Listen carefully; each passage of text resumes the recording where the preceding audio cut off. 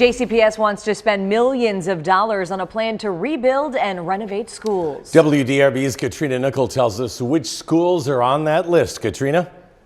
Well, you guys, the district wants to completely rebuild 9 schools, and the projects will start in 2023, and they want to break ground on these schools over the course of the next 4 years.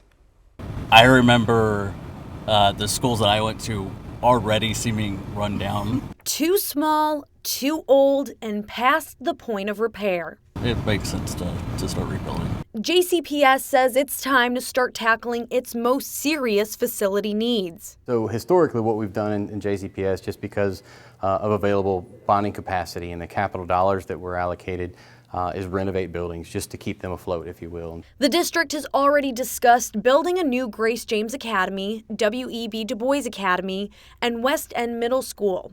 New to the list is completely rebuilding Seneca High School, as well as Carrick and Okolona Elementary Schools, Westport Middle School, and Olmsted Academy South, and a new early childhood center. Really quantify what the needs of the kids are, and saw this as an opportunity not just to renovate a building to keep it afloat for another 30 years, but to change the trajectory of some of these students' lives by giving them a brand new school building. On top of the new construction projects, there are plans for several major renovations at other schools. In total, early estimated costs add up to $645 million. In 2020, JCPS pushed for a tax rate hike, advocating to improve its facilities.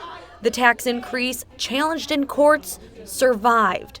The 4-year plan is part of a 10-year vision to continue new construction and renovations across the district. With our additional capital allocation and bonding capacity, we've set aside this money and kind of map that out for the next 10 years to make sure that we can fund the projects. The Kentucky Department of Education must approve the district's 4-year plan. Then it'll be brought back to the JCPS School Board for final approval. If you're not willing to invest to educate kids, that seems like that should be the default.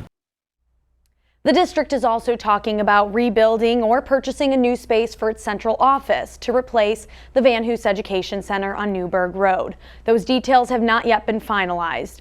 With photojournalist Greg Shapker, Katrina Nickel, WDRB News.